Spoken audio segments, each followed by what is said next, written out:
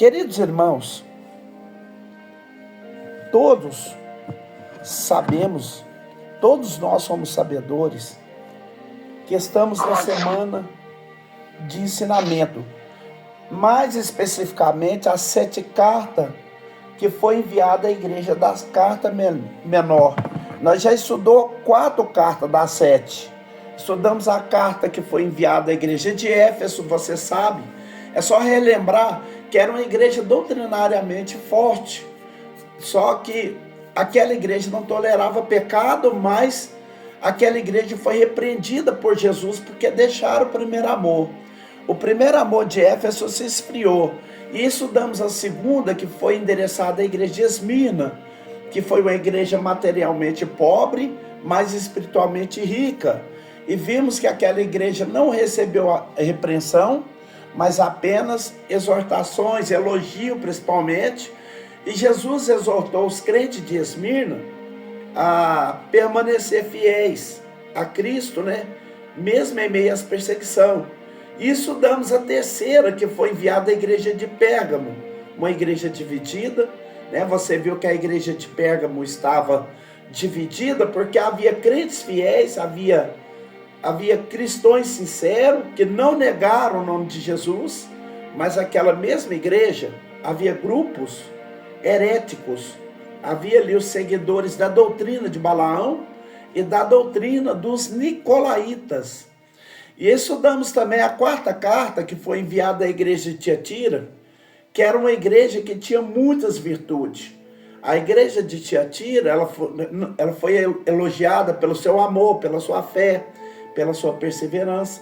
O fato interessante que nós vimos em Tiatira é que as últimas obras eram maiores do que as primeiras, mas vimos também que aquela igreja estava tolerando uma falsa profetisa, uma mulher que se dizia profetisa, denominada Jezabel, que estava enganando o servo de Deus, induzindo o servo de Deus a comerem do sacrifício da idolatria e se prostituir. Hoje nós daremos início da 5ª carta que foi enviada à igreja de Sardes. E antes de nós estudarmos a carta, hoje vamos adentrar no capítulo 3.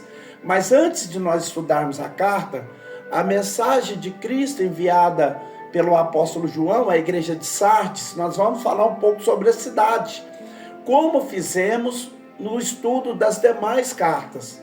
Nós sempre iniciamos estudando um pouco sobre a cidade, sobre a igreja, para termos uma melhor compreensão da mensagem de Cristo através da carta. Porque a forma que Jesus se identifica, a forma que Jesus se manifesta, se revela àquela igreja, e a própria mensagem, as promessas, as exortações, está muito relacionada à cidade onde a igreja existia. Então nós vamos falar um pouco sobre a cidade de Sardes, que não é um nome comum na Bíblia. Você vai encontrar Sardes apenas no livro do Apocalipse. Não há nenhuma carta, nenhuma epístola endereçada a essa cidade, a essa igreja, a não ser a carta que foi enviada por Jesus através do apóstolo João. Vou falar um pouco sobre essa cidade que hoje existe lá na Turquia, na Ásia Menor. Vou falar um pouco sobre a cidade de Sardes. Primeiro, a palavra Sardes significa príncipe de gozo. Aí eu já quero trazer uma informação de que os habitantes, os moradores dessa cidade viviam na luxúria. Eles viviam de uma forma esplêndida, de uma forma regalada. Você vai perceber isso no estudo da carta. E temos também algumas ruínas da cidade de Sardes, que essa cidade hoje fica na Turquia. Inclusive pontos turísticos, cristãos principalmente, turistas do mundo inteiro, mas principalmente cristão viajam na Turquia da Ásia Menor para conhecer essa cidade, para conhecer essas ruínas onde existiam essas igrejas. Então essas ruínas não é da igreja de Sardes, as ruínas é da cidade. São estruturas enormes que mostram que realmente existiu ali uma cidade nos tempos antigos chamada de Sardes. Vamos passar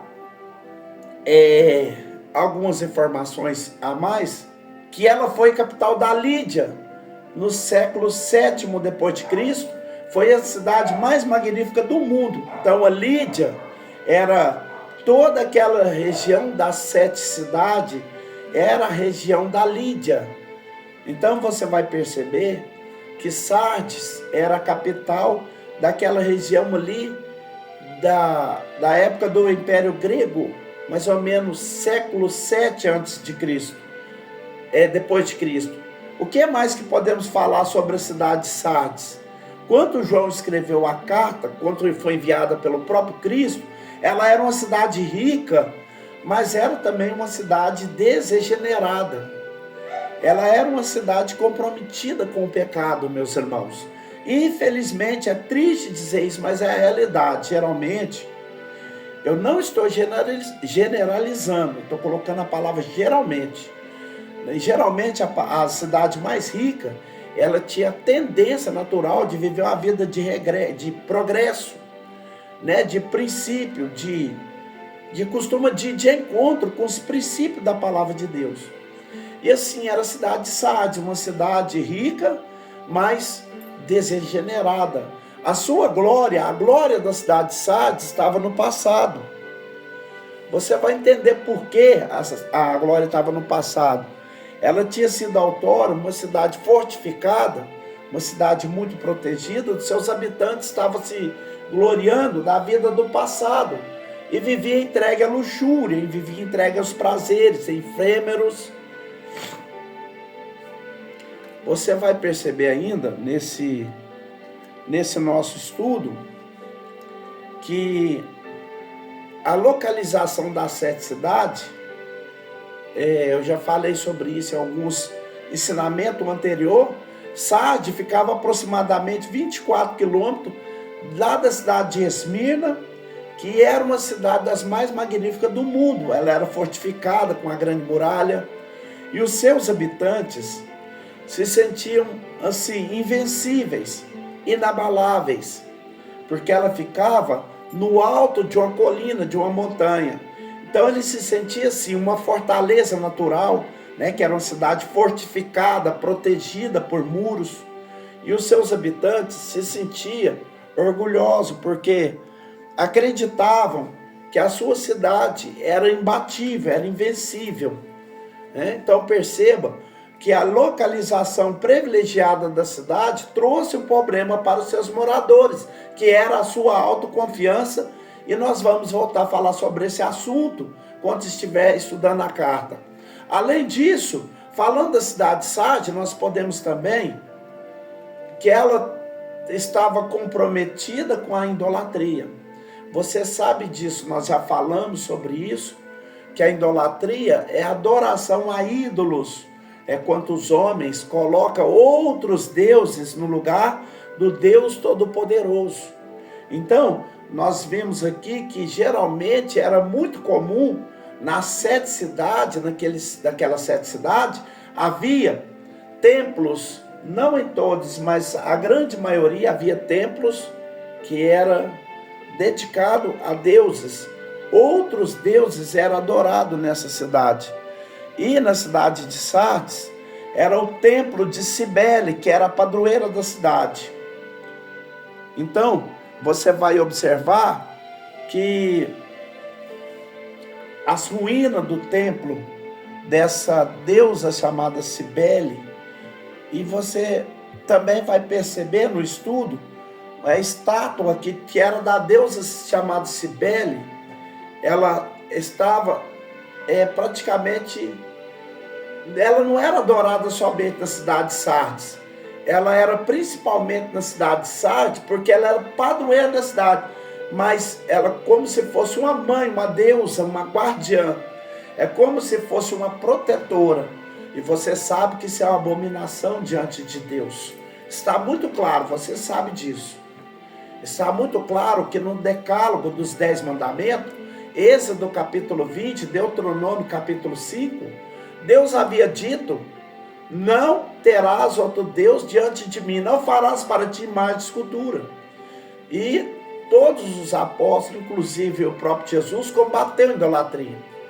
Nós fomos criados para adorar única e exclusivamente o nosso Deus, o Criador de todas as coisas. Então, lá na cidade de Sardes, que estava comprometida com a idolatria, havia esse templo ainda, as ruínas, né, que está lá, para qualquer visitante ver, dessa deusa chamada Cibele.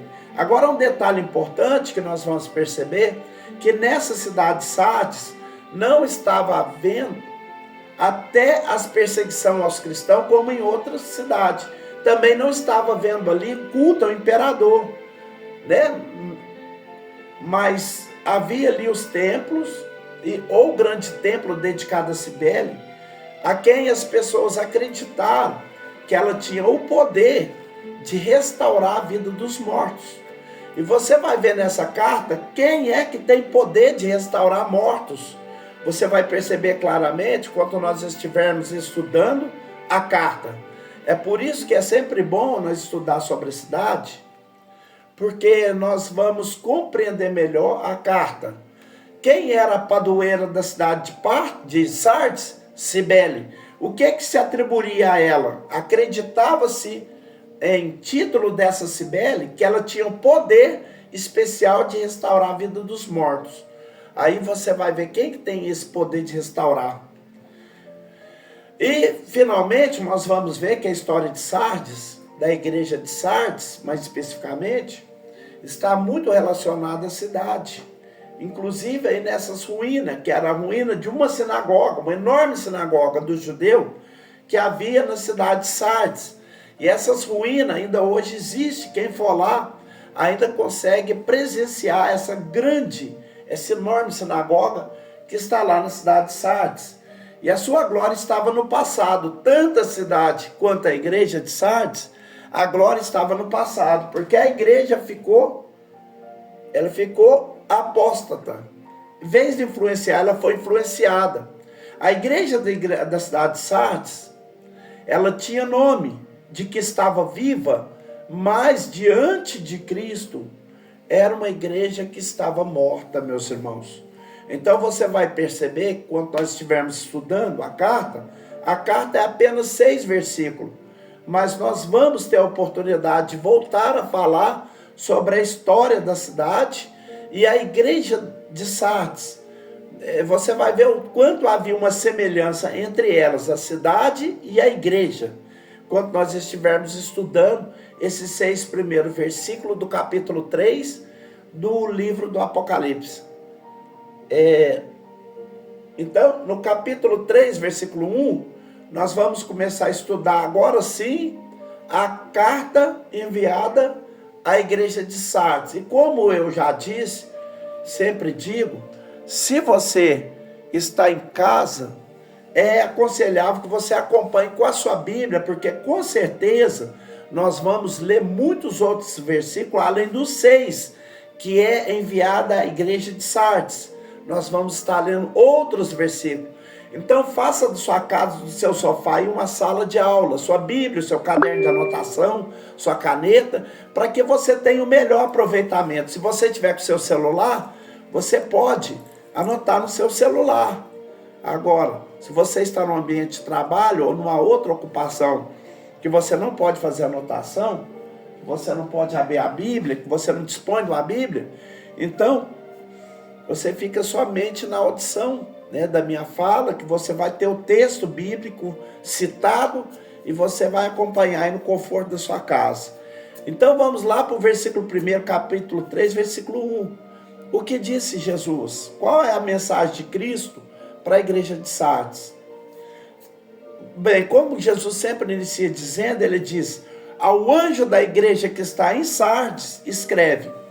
Então, você sabe disso, que as 7 cartas foram destinadas ao anjo da igreja. E você sabia que esse anjo, você já viu eu explicar em outra ocasião, que esse anjo não é um ser angelical, mas é o líder, o pastor, o obreiro, o responsável, que recebia aquela carta e deveria ler para a igreja. Nós não podemos afirmar, não sabemos ao certo quem era esse anjo, quem era o pastor, o líder da igreja de Sardes. Não há registro. Eu tive observando, mas ninguém disse ao certo o nome desse líder.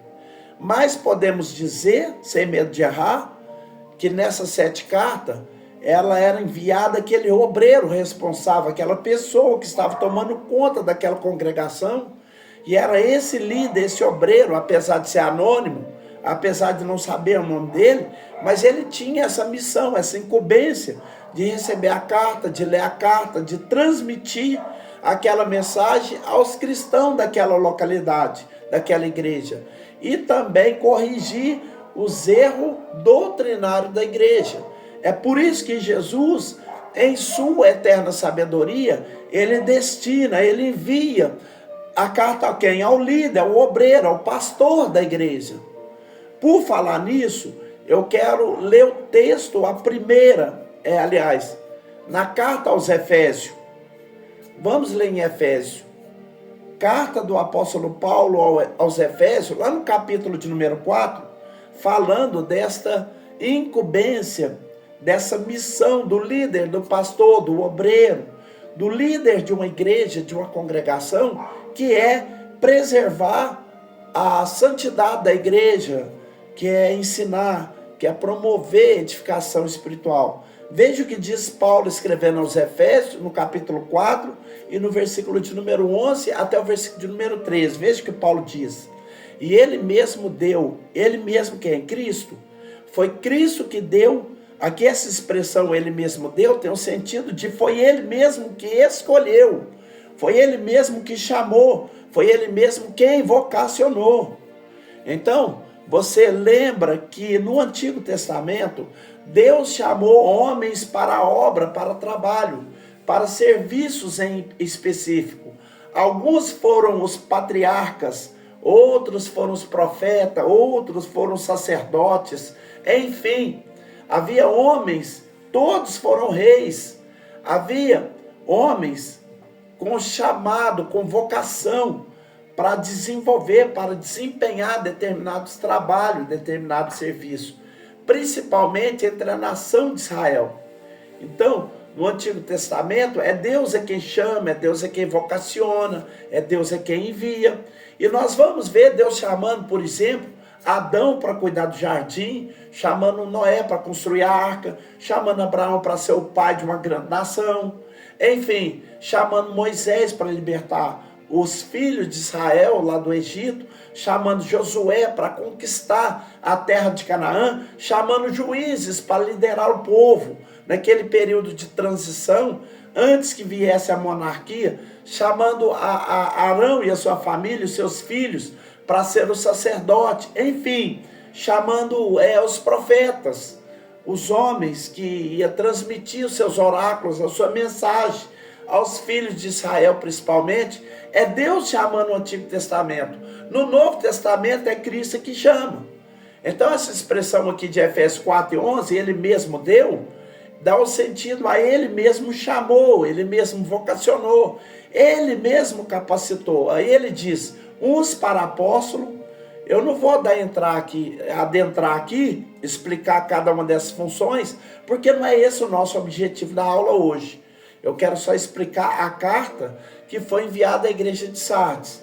Então eu não vou explicar cada uma dessas funções, mas eu posso dizer que todos esses que foram chamados por Cristo, que seja apóstolo, um pastor, um evangelista, um doutor, ele tem essa incumbência, essa missão de zelar pela doutrina, pela santidade da igreja, visando a edificação do corpo de Deus. Aí Paulo continua dizendo que ele mesmo deu uns para apóstolo, e outros para profetas, e outros para evangelistas, e outros para pastores e doutores. Então foram isso aqui que nós chamamos na teologia de dons ministeriais, ou dons de Cristo. Homens que foram chamados, vocacionados para funções específicas. Então eu posso dizer que esse anjo aí, esse pastor dessas igrejas, está incluso aqui nesse grupo, porque Jesus chamou outros para pastores. E o que é que Jesus, o dono da igreja, o noivo da igreja, ele espera desses líderes, dessa liderança, desses obreiros que receberam essa incumbência, essa missão? Veja o que diz o versículo 12. querendo o aperfeiçoamento do santo. Então, o objetivo de Cristo, na realidade, ao chamar, a vocacionar esses obreiros, ele estava visando o quê? O crescimento, a edificação da igreja. Diz o versículo 12, querendo o aperfeiçoamento do santo para a obra do ministério, para a edificação do corpo de Cristo. E é por essa razão que Jesus envia essas cartas ao anjo, ao líder, ao pastor, porque eram eles os responsáveis de fazer o quê? Como diz o apóstolo Paulo, de promover o aperfeiçoamento do santo para a edificação do corpo de Cristo. E como é que Jesus se revela? Você sabe disso? Para cada igreja, Jesus se identifica ou se revela com títulos diferentes. Você já percebeu isso? Não é o mesmo título para 7 igrejas. Esses títulos, essas formas que Jesus se revela, está relacionada à vida da igreja. Como é que Jesus se manifesta, se identifica ou se revela à igreja de Sardes? Aí diz assim, ao anjo da igreja que está em Sardes, isso diz o que tem os 7 Espíritos de Deus. Então essa expressão 7 Espíritos de Deus, é bom lembrar que não significa dizer que lá no céu existe 7 Espíritos. Não. Essa expressão ela fala da multiforme, das muitas formas de operação, de atuação do Espírito Santo. Então, não são 7 espíritos diferentes, mas o número 7 na Bíblia, principalmente no livro do Apocalipse, ele fala de totalidade, de completude, ele fala de perfeição. Então, quando Jesus se manifesta, aquele que tem os 7 espíritos, é aquele que tem a plenitude do Espírito. O Espírito está atuando de forma plena, em suas muitas formas de atuação, na sua multiforme, na sua manifestação ou atuação. E isso nos faz lembrar de uma profecia que nós já estudamos aqui. Quando nós estudamos sobre as profecias acerca do reino milenial, nós temos alguns relatos no YouTube dos estudos que fizemos. Se você procurar no YouTube, N Serviço do Rei, você vai encontrar lá sobre o milênio, que eu já falei aqui no ensinamento bíblico. Nós, antes de estudar sobre o milênio, nós estudamos várias profecias. E há uma profecia extraordinária no capítulo número 11, no versículo 1 adiante, que fala sobre o reino do Messias, que é pacífico e próspero. Eu não vou explicar esse texto, porque eu já expliquei em outra ocasião. Mas eu quero ler apenas o versículo 1 e 2, que está relacionado a essa forma, a essa maneira, esse módulo, como Jesus se revela à igreja de Sardes. Veja o que diz Isaías capítulo 11, versículo 1 e 2. Porque botará o rebento do tronco de Jessé, e de suas raízes o renovo frutificará. Eu já expliquei isso. O tronco de Jessé fala do reinado de Israel, que havia sido cortado, porque estava como o tronco de uma ave morta, seca. Por quê? Porque não existe mais rei em Israel. Mas o texto diz que vai brotar um rebento, como que uma plantinha nova. Como se um novo galho fosse surgir daquele tronco seco. E não só isso, das raízes vai nascer um renovo. E que renovo é esse, pregador? E que rebento é esse? Diz o versículo 2, fala de Cristo, claro, que será rei sobre todo o mundo, que reinará a partir de Jerusalém sobre o mundo inteiro. Isso é uma profecia acerca do reino do Messias. Mas vejam o que diz o versículo 2, que está relacionado com Apocalipse capítulo 3, versículo 1. Diz assim, e repousará sobre ele quem? Sobre esse tronco, esse rebento do tronco de Jessé, esse renovo, que é Cristo. Repousará sobre ele o Espírito do Senhor. Vamos contar comigo. Espírito do Senhor, Espírito de sabedoria, o Espírito de inteligência, o Espírito de conselho, de fortaleza, o Espírito de conhecimento e de temor do Senhor. Observe, meus irmãos, que o Espírito aqui, do capítulo 11, versículo 2, está sempre com E maiúsculo, e você sabe disso. Eu já expliquei aqui. Quando aparece Espírito com E maiúsculo, está se referindo ao Espírito Santo, o Espírito de Deus. Então, observe que essa plenitude, o que significa essa profecia aqui? O Espírito Santo estará agindo de uma forma plena no reinado do Messias, ou através de Cristo, ou através do Messias. Olha mais uma vez, o Espírito do Senhor, o Espírito de sabedoria e inteligência, o Espírito de conselho e fortaleza, o Espírito de conhecimento e de temor do Senhor. Então a expressão 7 Espírito de Deus refere-se exatamente à plenitude ou à totalidade do Espírito Santo. É como você já deve ter observado aí, lá no livro do Apocalipse, é muito comum esse simbolismo do número 7. Mas só para você relembrar, que eu já disse aqui, no Apocalipse você encontra 7 cartas enviadas para 7 igrejas da Ásia, que era apacentada por 7 anjos. São 7 selos no livro lá, que está na mão direita de Deus. São 7 trombetas, são 7 taças, que anunciam os juízos divinos, vindouro. Jesus aparece agora no meio de 7 castiçais de ouro. E o que Jesus tinha na sua mão direita? 7 estrelas.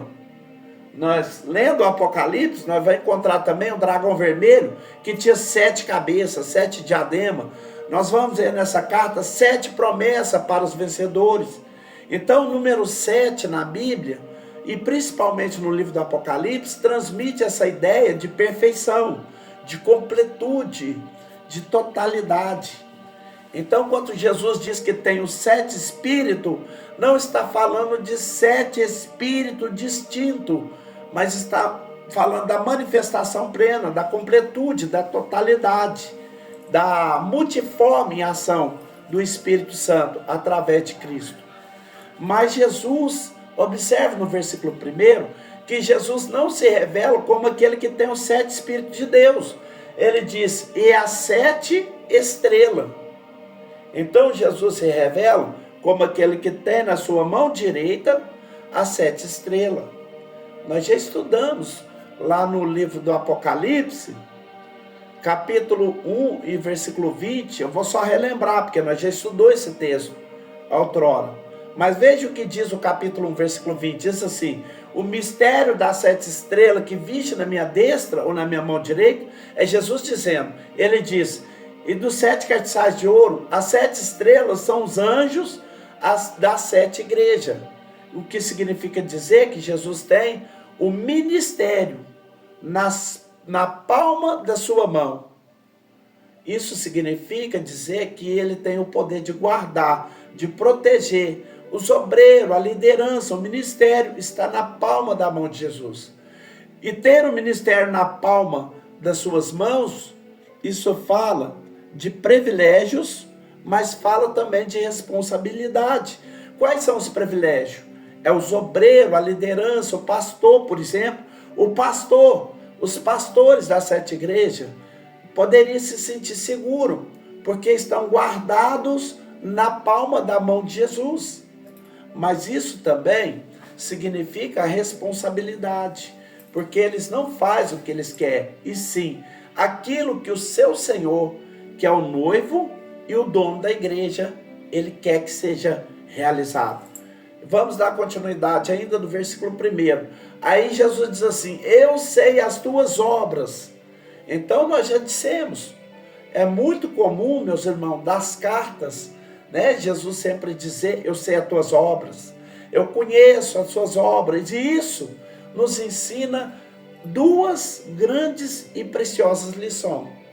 A primeira é que nós já explicamos aqui, Jesus é onisciente, Jesus sabe de tudo, ele conhece todas as coisas, ele sabe de tudo, absolutamente tudo, não há nada que ele não saiba.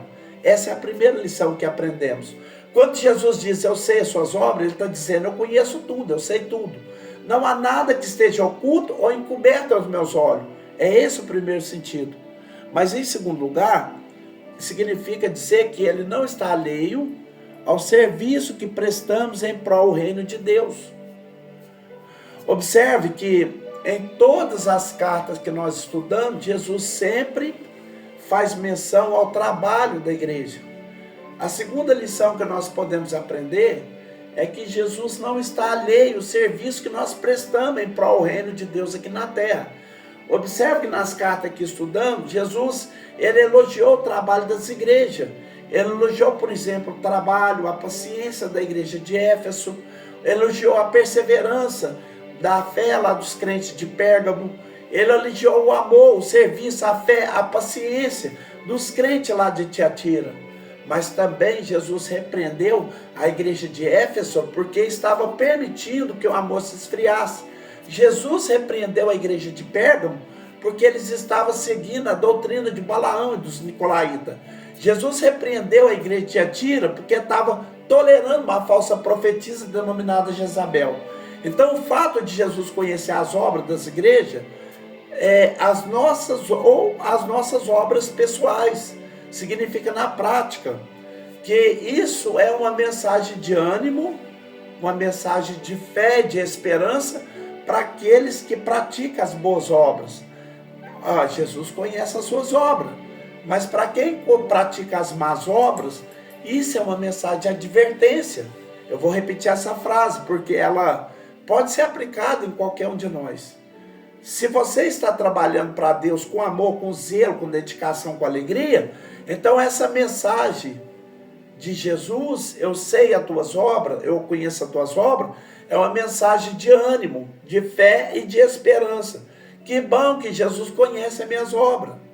Mas para quem faz obras más, obras fraudulentamente, negligentemente, relaxadamente, desdeixadamente, isso é uma mensagem de advertência.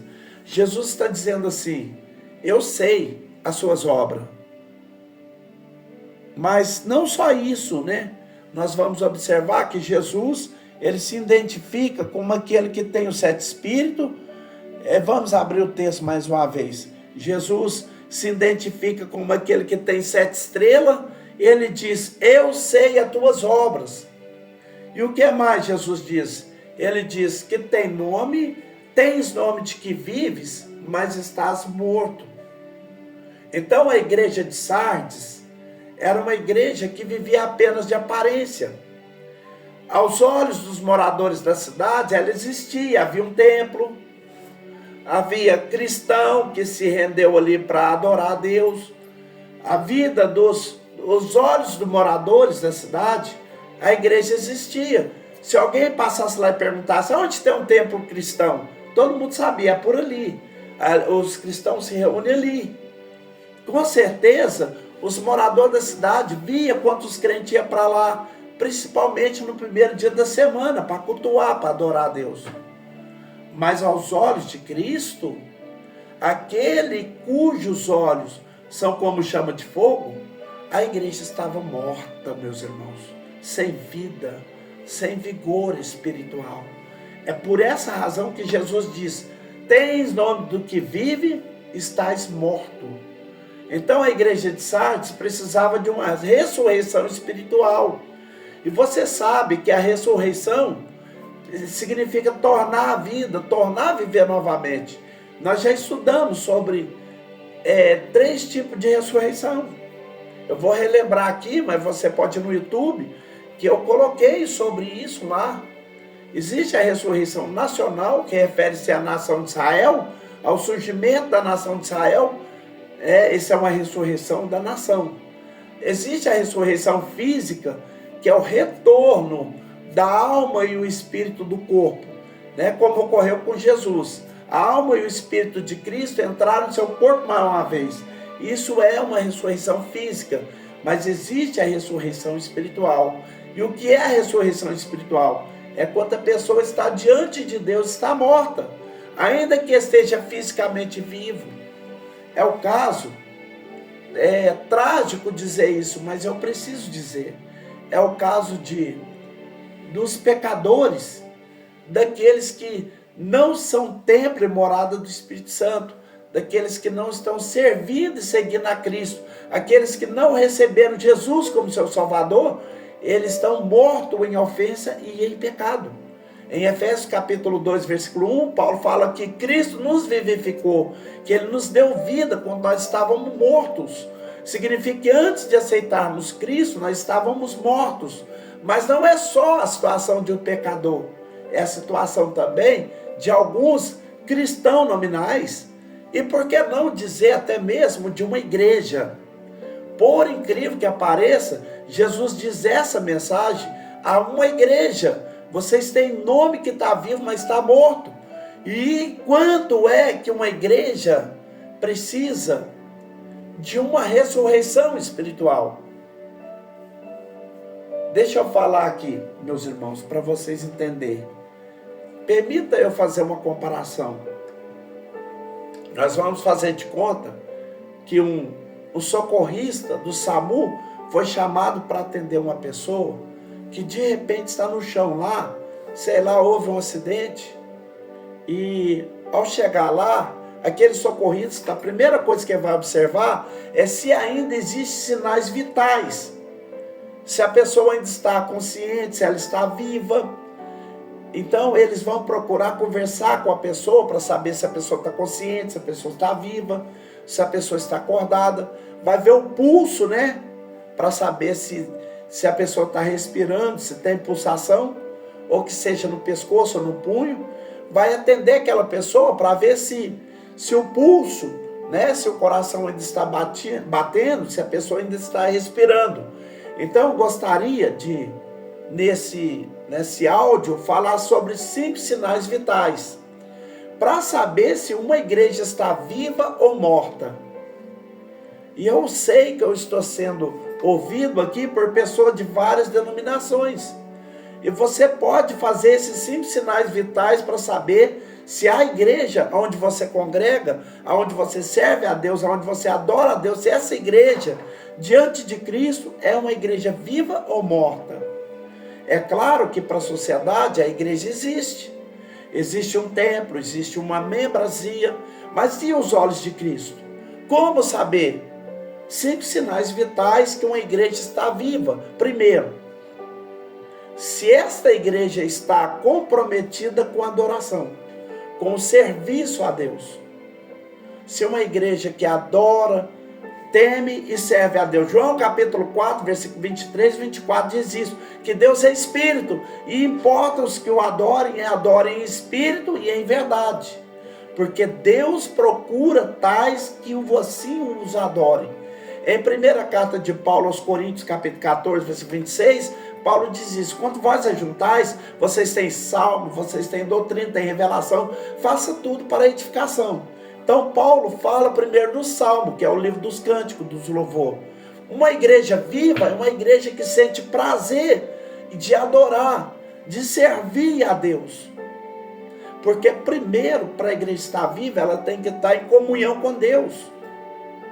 Se essa igreja não está em comunhão com Deus, é sinal de que ela não está, ou ela já está morta, ou ela está caminhando para a morte espiritual.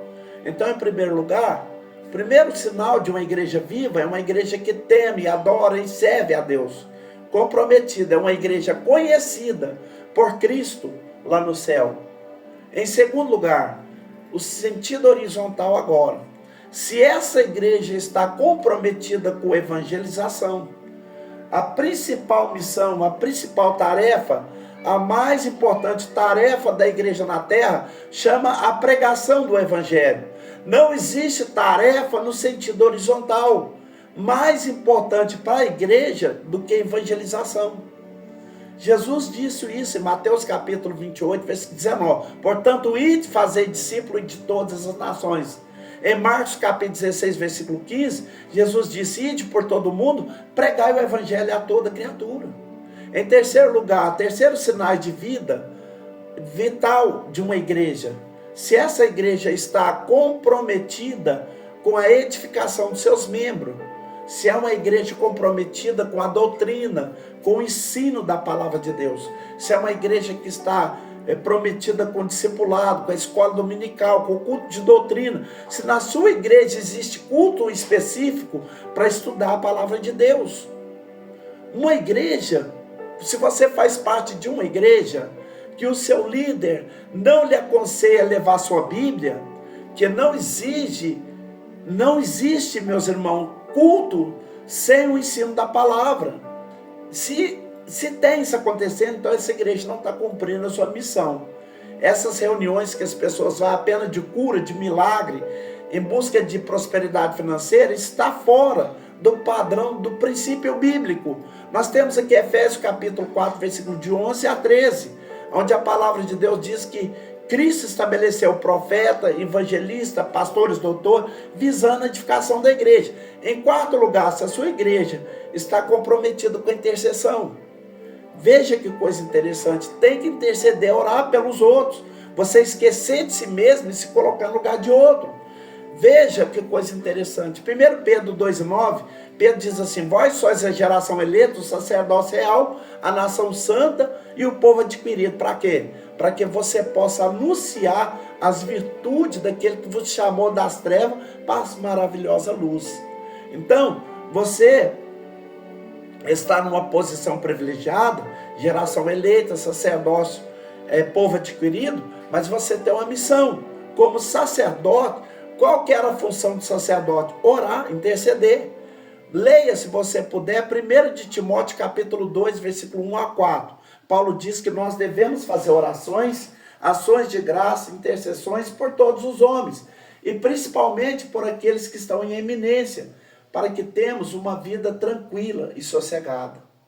Para finalizar, em quinto lugar, sinais de vida na igreja, ela está preocupada e ocupada com o serviço, com a ação social, como está muito claro na palavra de Deus, capítulo 6 de Atos. Os primeiros diáconos foi escolhido para fazer a ação social, embora a ação social seja função prioritária do governo, porque é o governo que recebe os nossos impostos, mas a igreja não está isenta da sua responsabilidade. Então são esses os sinais vitais de uma igreja que está viva. Se a igreja não adora, se a igreja não evangeliza, se a igreja não intercede, se a igreja não promove meio de crescimento e edificação espiritual, e se a igreja não está comprometida com a ação social, essa igreja, se não morreu, mas está à beira da morte. Nós vamos, cada dia mais, meus irmãos, aprofundar nisso aqui, porque isso aqui é muito bom. A gente está ciente dessas aplicações que a Bíblia nos exige a atencionar. E eu gostaria já de finalizar, porque aqui já falta 7 minutos para mim dar o término desse culto, desse ensinamento, mas eu gostaria de frisar que essa igreja de Éfeso eu vou cozinhar o galo. Essa aqui vai ter a igreja de Éfeso parte 1, Éfeso parte 2, aliás, parte 1, parte 2, parte 3. Essa igreja, ela vai ter que ser dividida em partes. Aliás, Éfeso, as Sardes. E Éfeso também tem as partes que eu vou deixar mais sobre os ensinos mais aprofundados, na qual não dá prazo da gente aplicar tudo sobre vocês. Mas é isso, meus irmãos, a igreja somos nós. Né? A igreja ela não tem CNPJ, a igreja ela não tem placa, a igreja ela não tem um templo, né? Tem pessoas que falam, não, eu sou da igreja tal, e eu defendo a igreja tal, porque a igreja tal é diferente da tal. Não existe isso não, meus irmãos. A igreja somos nós. Nós somos o corpo de Cristo. Nós somos a igreja. Né? E você tem que zelar pelo seu corpo, pelo templo do Espírito Santo, porque na hora que a trombeta tocar, não tem placa, Deus é amor, universal, quadrangular, não vai aparecer, Jesus tem só uma igreja. Não vai aparecer, Jesus só tem uma igreja. E qual é essa igreja? A igreja salva, sarada, remida, lavada no sangue do Cordeiro. A igreja que zelou da sua índole espiritual e que foi fiel, que foi temente, que lutou pela causa do reino de Deus e que aguardava a vinda do Senhor Jesus. Esta é a igreja do Senhor Jesus. Irmãos, eu já vou finalizar. Feche os seus olhos. Eu quero aplicar sobre você uma oração de finalização, a oração da fé. Põe as tuas mãos sobre a sua cabeça. Eu não vou falar para você pegar um copo de água, porque a fé que você vai colocar a mão sobre a sua cabeça, ela vai irradiar uma cura, um poder sobrenatural, até mesmo para libertar membros da sua família. Você é representante. Feche os seus olhos aí, coloca a mão sobre a sua cabeça e vamos fazer essa oração em junção. Querido Deus e eterno Pai, muito obrigado. Este foi um estudo que o Senhor nos deu graça, meu Pai, para aplicar de uma forma forte, profunda. O Senhor nos concedeu essa graça, esse oportuno tempo, em nome de Jesus, Pai. Põe as tuas mãos sobre este homem e agora sobre esta mulher. Retira dele, dela, tudo aquilo que entristece o teu coração, meu Pai. Dá para ele força, dá para ela força. Tem muitas pessoas que precisam, meu Pai, ser trabalhado, ser modificado, ser tocado, ser, meu Pai, amassado e refeito de novo. E isso é só o Senhor que pode fazer, Pai. É só o Senhor que pode nos esquadrinhar. Que o Senhor nos coloque no prumo, meu Deus, para que nós possamos estar no centro da sua preciosa vontade. É o que te pedimos e desde já te agradecemos.